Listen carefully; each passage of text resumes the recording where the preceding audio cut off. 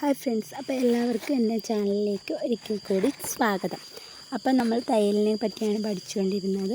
അപ്പോൾ തയ്ക്കാൻ നമുക്ക് ഏറ്റവും അത്യാവശ്യമായിട്ടുള്ളൊരു ഘടകമാണ് തയ്യൽ മെഷീൻ.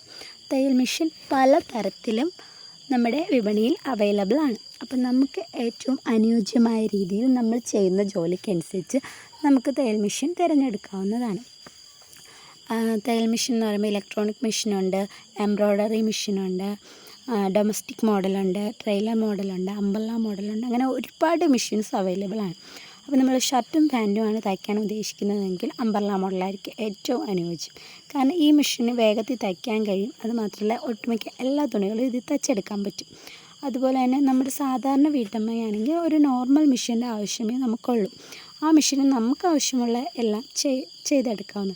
അത് തന്നെ കൈകൊണ്ട് പ്രവർത്തിക്കുന്നവയുണ്ട്, കാലുകൊണ്ട് പ്രവർത്തിപ്പിക്കുന്നവയുണ്ട്, പിന്നെ വൈദ്യുതി കൊണ്ട് പ്രവർത്തിപ്പിക്കുന്നതുണ്ട്. എൻ്റെ കയ്യിലുള്ളത് ഒരു നോർമൽ മെഷീനാണ്. അപ്പോൾ അതെങ്ങനെയാണ് യൂസ് ചെയ്യേണ്ടതെന്ന് ഞാൻ പറഞ്ഞുതരാം. അപ്പം ആ മെഷീൻ്റെ സൈഡിലായിട്ട് ഇങ്ങനൊരു വീല് കാണും. ഇതിൻ്റെ പേരാണ് ബാലൻസ് വീൽ. ഇതങ്ങോട്ട് നമ്മളൊന്ന് ചെറുതായിട്ട് തിരിച്ചു കൊടുത്തതിന് ശേഷം കാലുകൊണ്ട് ചവിട്ടിയാണ് നമ്മൾ ഈ മെഷീൻ പ്രവർത്തിപ്പിക്കുന്നത്. ചിലർ ആദ്യമൊക്കെ ചവിട്ടുമ്പോൾ നമുക്ക് നല്ല പാടായിരിക്കും. അപ്പോൾ ചിലരിങ്ങനെ കൈ കൊണ്ടിങ്ങനെ മുറുക്കി പിടിക്കാറുണ്ട്. കുറച്ച് നമ്മളൊന്ന് ചവിട്ടി വരുമ്പോഴത്തേക്കും അത് നമുക്ക് ബാലൻസ് ആവും.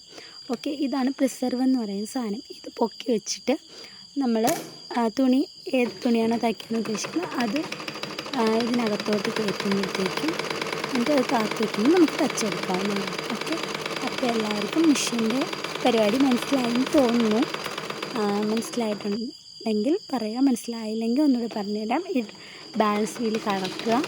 അതിനുശേഷം നമ്മുടെ ഇത് സ്റ്റാൻഡിൽ ചവിട്ടുമ്പോഴത്തേക്ക് മെഷീൻ കറങ്ങും. ഓക്കെ, ഇതാണ് സംഭവം. എല്ലാവർക്കും മനസ്സിലായെന്ന് വിശ്വസിക്കുന്നു.